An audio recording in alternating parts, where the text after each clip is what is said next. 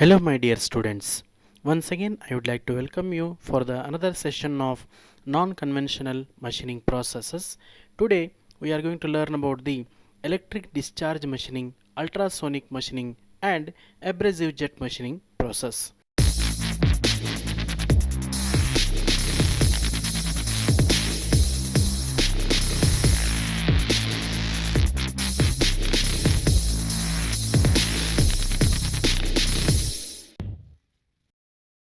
So let us begin with the next one, that is the ultrasonic machining process.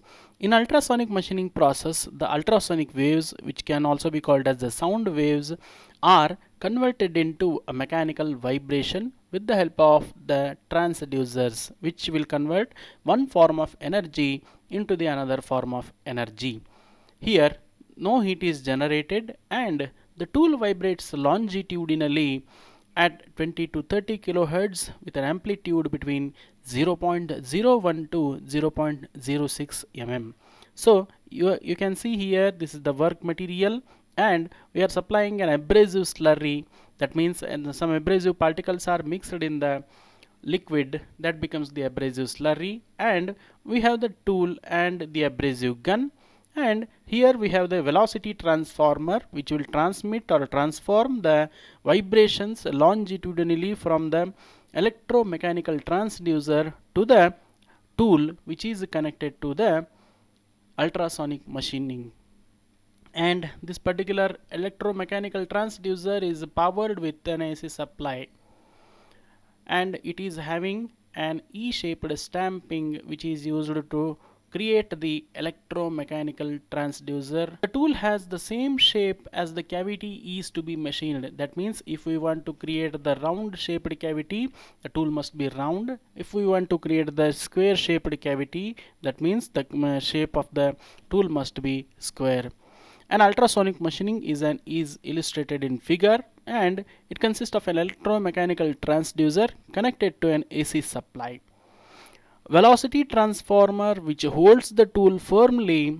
An abrasive gun is used to supply the abrasive slurry, which is a mixture of abrasive grains and the water in between the tool and work interface under definite pressure. When the AC power supply is provided with a high frequency, the transducer, that is then this transducer starts to vibrate longitudinally, which is transmitted to the penetrating tool through a mechanical focusing device called the velocity transformer. As the tool vibrates, it is pressed on the work surface with a light force and allowing the abrasive slurry to flow through between the tool and work interface, causing the thousands of microscopic grains to remove from the work material from abrasion. Abrasives like aluminum oxide, silicon carbide or boron carbide can be used as an abrasive particles. The tool is made of a soft ductile material like copper, brass, soft steel, or sometimes it may be also made with the help of stainless steel. What are the applications? As we can see here, the applications are same for all the non-traditional machining processes. These are very precise and intricate shapes are made. Drilling the round holes of any shape and grinding the brittle materials can be done. Profiling the holes can be done. Engraving operation can be done with the help of ultrasonic machining, and trepanning and coining operation can be done with the help of ultrasonic machining process. Threading can be done. Slicing and broaching hard materials, machining the glasses, ceramics, and machining the precision mineral stones, tungsten, and piercing of dies for parting of operation can be done with the help of ultrasonic machining process. Then what are the advantages or the merits of ultrasonic machining process? This process is used for drilling both circular and non-circular holes in very hard materials like carbides, ceramics, etc. This process is best suited for brittle materials, and machining operation is simple and requires less time.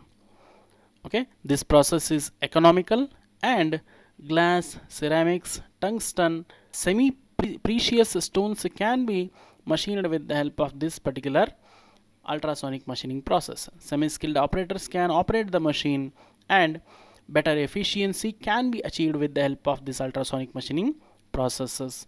Good surface finish can be obtained, and it is suitable for both conducting and non-conducting materials, and it is also having a high accuracy, whereas the disadvantages are low metal cutting rate, high power consumption, low penetration rate. Penetration means impingement of the particular work surface, and this process is limited to machine surfaces of small sizes only, and the tool life is shorter. So the next one is abrasive jet machining process.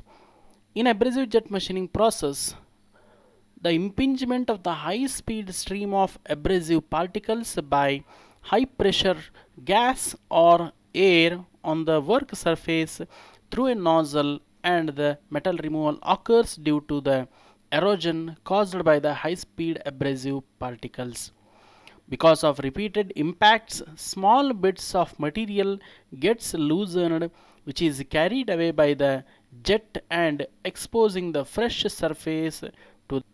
As you can see here, we have the gas supply and the filter which filters the gas. We have the pressure gauge and the regulator from which we can able to regulate how much amount of pressurized air must be get into the mixing chamber.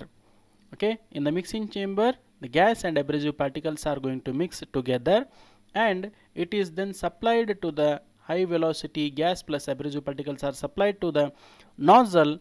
With the help of this particular nozzle, it will be impinged on the work surface, where high pressured and high forced abrasive particles are impinges on the work surface, and which will remove a small amount of materials, and that can be taken away with the help of the high velocity gas which is passed with the help of gas supply. It consists of a mixing chamber, gas filtered pressure gauge, regulating, and the nozzle.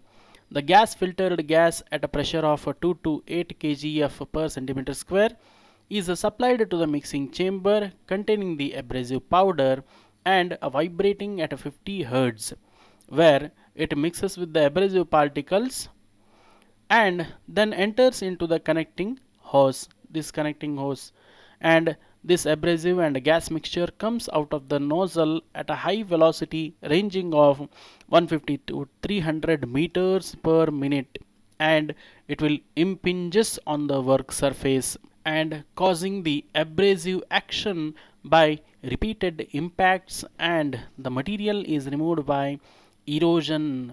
Then the abrasive powder feed rate can be controlled by the amplitude of vibration of this particular mixing chamber. The pressure regulator controls the flow of pressure, and to control the size and shape of the cut, either the workpiece or the nozzle is moved by cams. That means the workpiece, either the workpiece is moved up and down, or the nozzle will be moved up and down with the help of cams and rollers.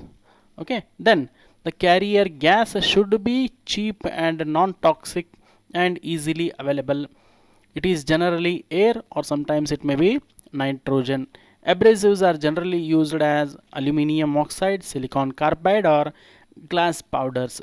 Nozzles are generally made by harder materials such as ceramic or tungsten carbide to reduce the abrasion or wear resistant materials. The metal removal rate depends on the diameter of the nozzle and the jet pressure, composition of mixture, hardness of the abrasive particles and workpiece, particle size, velocity of the jet, and distance between the work and nozzle.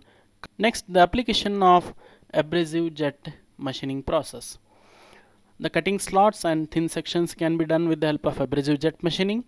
Counter boring and drilling operations can be done, producing intricate shapes in hard and brittle materials, cleaning and polishing the plastics, nylon and Teflon components, and frosting of interior surfaces of glass tubes, and etching of markings on glass cylinders, and machining a super alloys and refractory materials. Whereas the advantages of the AGM are abrasive jet machining are ability to cut the intricate holes and shapes in the hard and brittle materials, and ability to cut the fragile and heat sensitive material without damaging them, and these are having the low initial cost.